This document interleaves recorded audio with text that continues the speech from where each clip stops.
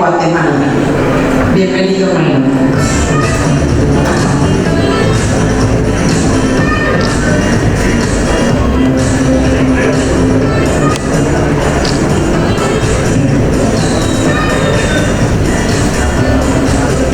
Quiero empezar compartiendo una pequeña historia. Esta historia nace en el año 2000, ayer el 1 de noviembre. Y esta historia surge de un muchacho que viene del interior de la República, una provincia para los que están afuera, uno de los departamentos bastante alejados de la ciudad capital, de la ciudad de Guatemala. Y esta persona que viene 325 kilómetros aproximadamente de este pueblo, un pequeño pueblo, se empieza a topar con una cantidad de dificultades al estar acá en la ciudad. Esta persona tiene que tomar la decisión de dejar todo lo que está en su tierra, está su familia, para venir y empezar a investigar acerca de nuevas posibilidades acerca de su vida.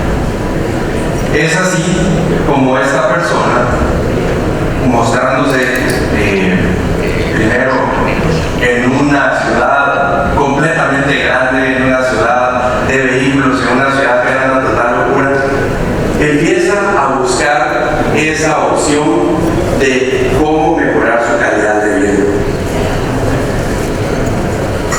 Se preguntará qué tiene que ver esta pequeña historia o lo que les voy a terminar de contar en esta historia con conectividad, con propósito, pero les pido un poquito de paciencia y seguramente más adelante me comprenderán.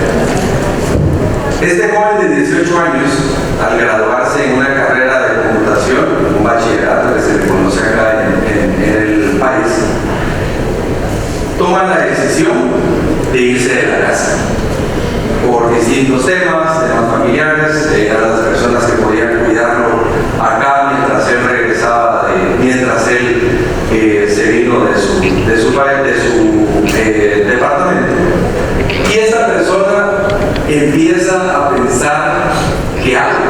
Tengo 18 años, soy mayor de edad, tengo que velar por mí y tengo que velar por mis dos hermanos.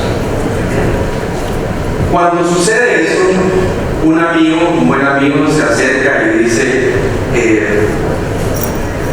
puedes aprender a recolectar chatarra, puedes aprender a hacer un proceso de reciclaje, y esto se vende muy bien porque hay escasez de cobre, de aluminio, de bronce y una serie de materiales que en ese momento se trabajan. Pues gracias a esto logra esta persona, este joven, un trabajo, logra generar ingresos, y con esos ingresos va a una tienda mayorista de computadoras y compra por piezas una computadora. No tenía la menor idea de cómo se armaba una computadora. Buscando entre biblioteca, buscando información, los manuales que venían en esta pequeña caja donde venían todas las piezas por ahí desarmadas. Viene el modem, viene el procesador, viene la memoria, pero no sabe absolutamente nada más que lo que está en los libros. Empieza a escuchar por ahí que existe algo que se llama la WWW o la Internet. Y para conectarse a la Internet se requería una línea telefónica.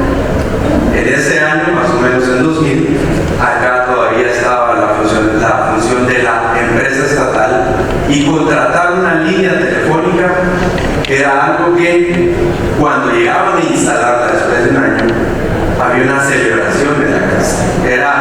Se juntaba la familia, teníamos línea telefónica. Entonces, al tener esta línea telefónica, con ayuda de vecinos y todo, porque se tenía que tener para empezar una residencia y todo, se logra hacer la primera conexión dial-up. Para muchos, si no han escuchado dial-up, si se recuerdan, es la línea de teléfono conectada a un módem, y entonces se logra la primera conexión a Internet por medio de esa línea telefónica. Eso le cambia completamente el panorama y le cambia completamente la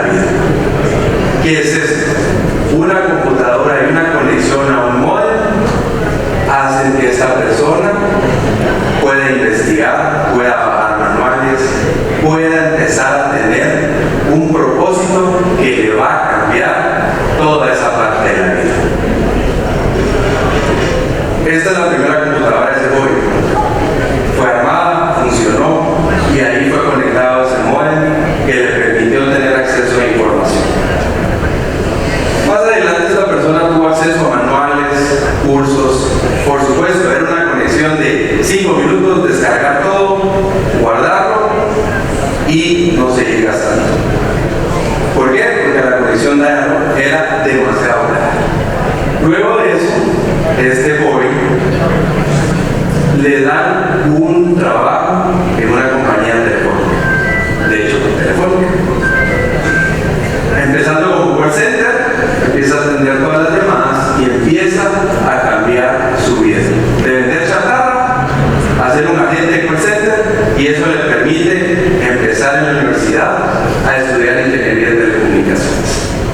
Y así entonces es como saliendo de una zona bastante complicada, era lo que se podía pagar, una zona donde era zona roja para vivir, donde el acceso a internet no era más que esta línea de teléfono y bastante complicada. Inicia con un sueño y es fundar su primera compañía en 2012 llamada Banda Ancha. Esa primera compañía empieza como un wireless internet service provider, ¿sí? Y ese joven que ven ahí soy yo. Ese joven que tenía un sueño, que venía de un momento bastante complicado, de una zona rural bastante complicada, donde el acceso era inimaginable en ese lugar.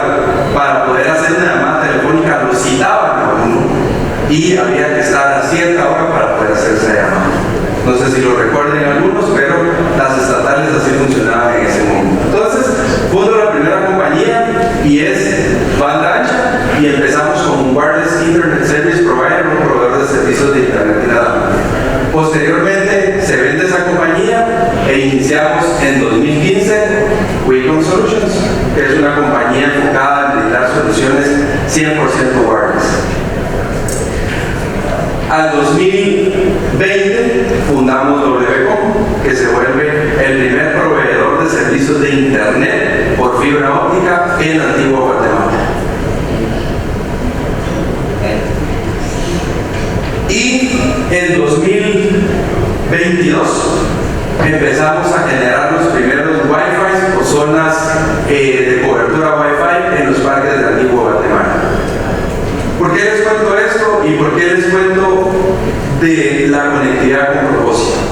Porque así como a mí me cambió la vida esa conexión con un modem, estando en el parque, nos llamó la atención en las analíticas un joven que casi siempre se conectaba entre 3 y 6 de la tarde y siempre estaba conectado y él estaba ahí en el parque, y un día por curiosidad llego y le pregunto, te voy a hacer una pequeña pregunta, no te asustes, no es encuesta, no te voy a vender nada, simplemente he visto que constantemente venís a conectarte aquí. Entonces, esta persona me dice, sí, el internet de aquí en el parque es muy bueno, es muy estable, yo logro hacer mis tareas, yo logro subir las tareas, yo logro investigar, y yo vivo en San Pedro de las Huertas, en las faldas del volcán que ven por acá, pero esto a mí me está ayudando.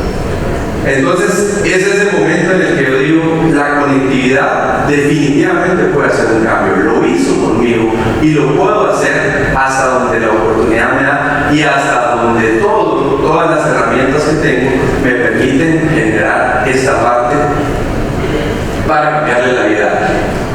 Sí hablamos mucho respecto a todas las nuevas herramientas que hay, todas las nuevas tecnologías, todas las nuevas tendencias, pero se nos olvida una parte esencial, la carretera. Si esa carretera no está preparada, si esa carretera no es fibra óptica, si esa carretera no es una conexión a banda ancha, si ni siquiera hay señal móvil en ese lugar, ¿cómo pretendemos hacer precisamente todos esos cambios? Necesitamos llegar a esas zonas, necesitamos cambiar ese concepto de conectividad, pero necesitamos pensar en la gente. No es solo el profit. Como compañías tenemos que cambiar ese concepto. ¿Cómo hago un negocio pero impacto a la gente? ¿Cómo tiene propósito y negocio? Cuando empezamos el proyecto en Antiguo Guatemala, fue otro reto, y esos retos definitivamente, tal vez solo alguien que puede venir con una historia puede estar o demasiado loco o demasiado ignorante en este tema. Y me dicen, Antiguo Guatemala tiene 20 años en que no se ha hecho una inversión en infraestructura por temas de que acá se tienen que hacer ductos por la protección a las estructuras, por la protección que se tiene. Es una ciudad nombrada Patrimonio por la UNESCO. Entonces, no ver los cables en el centro, en el casco y todo eso era un reto. Invitan al proveedor un proveedor muy grande, y dicen, no me interesa, hay que gastar demasiada plata para hacer ductos en esta ciudad y no me interesa. Luego invitan a la compañía B, no me interesa. Y así se van hasta que se van con el más pequeño, que probablemente en su ignorancia, pero en su ilusión y en su gana de querer cambiar y empezar a hacer la primera piedrita que empiece a hacer ese cambio, me dicen, ¿te parece interesante el proyecto de hacer ductos en Antiguo Guatemala? Hay que hacerlo. Antiguo Guatemala tiene que ser la primera Smart City, conservando lo bonito y lo colonial que tiene Antiguo Guatemala. Hay que cuidar todo esto, hay que hacer el ducto, hay que hacerlo bajo los estándares, hay que hacerlo bajo lo que nos solicita todo el tema de la regularización. Y entonces nace el primer proyecto y hacemos el primer anillo de fibra óptica. Para los que ya tuvieron la oportunidad de caminar, van a ver que en algunos de los puntos hay más de 275 cámaras instaladas y unos botones de pánico que asisten a los turistas. Sin fibra óptica, sin lo que hemos hecho ahí, eso no hubiera pasado. Entonces, impactamos con el primer cambio, que es seguridad ciudadana. Segundo, no podríamos tener un evento de este tamaño, de este calibre, sin conectividad por fibra óptica y sin wireless de capacidades bastante importantes para alta densidad. Entonces, ¿dónde viene un poco estar loco como estoy un poquito con todo esto? Es precisamente lo de impactar, generar, tener un propósito. Somos una compañía de conectividad, sí, pero ¿qué diferencia estamos haciendo? No solo se trataba de llegar, dar servicios, comercializar, empezar a generar dinero. Claro, no somos casa de beneficencia, todos necesitamos generar plata. Y cómo hacemos una oferta diferente y cómo hacemos algo para cambiar, empezando por acá. Recientemente acabo de regresar de otras 2 zonas la semana pasada, donde estamos asesorando para hacer un proyecto similar al Antiguo Guatemala, que lleva conectividad, que lleva seguridad, que lleva los botones de pánico y una serie de servicios que son necesarios para la fibra, que son complementarios y que se requiere la fibra óptica. Entonces, así como yo les muestro un poco esos retos que tuve, tenemos los retos de la conectividad en nuestra región y cómo estamos actualmente rankeados a nivel de buenas conexiones, a nivel de cobertura en toda la región, y es Puerto Rico liderando esto, le sigue Panamá, Costa Rica con un buen acceso, ya les voy a mostrar un poquito el déficit del acceso, México, República Dominicana, Jamaica, Trinidad y Tobago, El Salvador, Guatemala posicionado en el número 9, Honduras, Nicaragua y Haití. ¿Y cuál es la particularidad de este reto que se tiene en base a la cobertura? La geografía. Se expanden tan rápido nuestras áreas rurales que se nos olvida llegar a tener cobertura, o simplemente son olvidadas. Ahí hay 20 casas, sobre hay 50, olvidemos. Entonces, no es negocio para las compañías grandes. Para las compañías pequeñas probablemente tenemos un sentido un poco más enfocado en qué hacemos de diferente para esta oferta tecnológica. Entonces, es aquí donde surge un poco también los retos. ¿Y por qué? Porque uno de los primeros retos es la accesibilidad.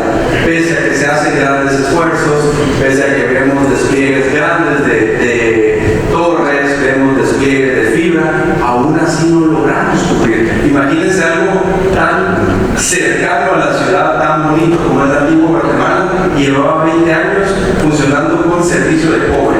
Hoy la oferta es fibra óptica porque ya empezó esa carrera de si alguien hace la diferencia, todos tenemos que ir en esa carrera. Entonces, ¿dónde está ese reto? En la accesibilidad. Necesitamos llegar. Infraestructura, se habla de 5G, se habla de fibra óptica, se habla de conexiones como Starlink. Alguien me decía, ¿no estás preocupado por Starlink? Se va a comer la fibra óptica. Le digo, tenés que conocer Latinoamérica. Latinoamérica, para comprar un servicio de Starlink, les cuesta $800 la antena. Y en eso hay que meter tarjeta de crédito para estar recargando mensual el servicio. ¿Cuántos en Latinoamérica tenemos acceso a tarjeta de crédito? Hay que entender, hay que estar en esas comunidades, hay que comprender el reto que tenemos para llevar la conectividad hacia estos lugares. No es solo instalar un satelital, no es aquí está mi tarjeta, porque eso necesariamente no existe. Entonces, ¿cómo llevamos el internet a esas personas que de verdad lo necesitan y que necesitan pagar pequeños planes? Entonces, ese es nuestro otro reto, la infraestructura. Luego, ciberseguridad. Todavía nos topamos con las personas y todavía existe ese temor de si hago una compra en línea me van a robar la tarjeta. Si hago una compra por aquí puede ser estafa. Tenemos que capacitarnos y tenemos que entender constantemente que el tema de ciberseguridad es importante para todo el modelo de negocio que hacemos. Y luego la regulación. En nuestras regiones es común que la regulación, cuando vamos, nosotros como operadores de telecomunicaciones, tenemos que llegar a la Superintendencia de Telecomunicaciones y consultar. Podemos hacer esto, estamos en ley si hacemos esto, y entonces a veces existe hasta una nebulosa. Decimos, podemos llegar a comunidades que necesitan, donde queremos colocar fibra y hacerlo por inalámbrico. Sí pueden hacerlo, pero no pueden hacerlo. Eso es como, ¿por qué? Es que tenemos ciertas bandas que están reguladas, pero en realidad a nivel mundial son bandas que están abiertas. Entonces, todavía existe esas dudas de se puede o no se puede. Entonces, existe ese reto en la regulación. Y la capacitación, que es sumamente importante para entender, y ya en la iniciativa que nosotros tenemos comprenderán un poquito a qué me refiero con esta capacitación. Entonces, en términos generales, la cobertura de Internet en Centroamérica y el Caribe ha cambiado, ha mejorado definitivamente, y según el BID, así es como estamos, según este informe en 2021, en Guatemala tenemos un acceso alrededor del 22.4% y un déficit del 77.6%. En República Dominicana el 56.8% tiene acceso y el déficit es del 43.2%. En El Salvador es 56% y el déficit es de 44%. En Honduras 33%. Y el déficit es 67%. En Nicaragua 35%, el déficit del 65%, y en Panamá el acceso es del 70% contra el déficit del 30%. ¿Qué particularidad tiene esto? En países más grandes, en países de geografía más complicada, más complicado llevar el tema de cobertura. Entonces, ¿cuál es el papel clave que tenemos acá para desarrollar algo sostenible y hacer que las finanzas sean inclusivas? No podemos hablar de billeteras electrónicas, no podemos hablar de un montón de software para el tema de acceso a microcréditos o acceso bancario, si no tenemos antes acceso a información y educación. Mi caso, lo que les contaba, si yo no hubiera tenido acceso a bibliotecas, a esa conexión dial-up donde podía conectarme a un mundo y tener información de cómo armar una computadora, cómo configurar un router y cómo tener acceso a toda esta información, probablemente no estaría hoy aquí frente a ustedes porque no tuve esa oportunidad, porque no tuve esa información. Y luego, ¿cómo vamos a hablar de comercio electrónico y banca digital cuando ni siquiera nos llega la cobertura en ese lugar? Necesitamos pensar en cobertura y cobertura en el trabajo remoto. Aquí hay un ejemplo clave, y es que nuestras comunidades o nuestras áreas rurales se pueden desarrollar ahora que entendemos muy bien cómo funciona el trabajo remoto. Pero no podemos pensar en trabajo remoto si no hay cobertura, si no hay acceso a banda ancha, si no hay acceso a fibra óptica donde pueda soportar las condiciones de todas estas llamadas, estos usuarios. Acá hay un pequeño pueblito que se llama San Lorenzo del Cubo, está a menos de 20 minutos manejando. Increíblemente, ese lugar es uno de los ejemplos de lo que se puede hacer en áreas en las que no se sabe que existía esa pequeña aldeita. Hay algo que se llama el Cubo Center, y en el Cubo Center hay un trabajo remoto.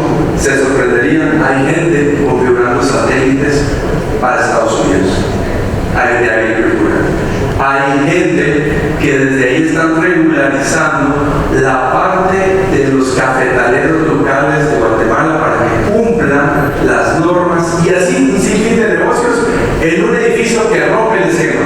Casa de lámina, casa de lámina, casa de lámina, edificio de 3 niveles.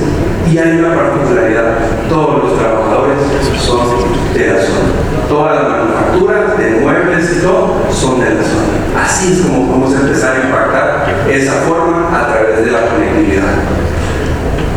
Y por último, la promoción de prácticas sostenibles. Ya hablábamos acerca de la parte de agricultura, ya veíamos toda la parte de drones para todo lo que escuchamos, pero nuevamente, si no hay cobertura ahí, ¿cómo mapeamos? ¿Cómo está el GPS habilitado? ¿Cómo configuramos la ruta de cada uno de sus dispositivos?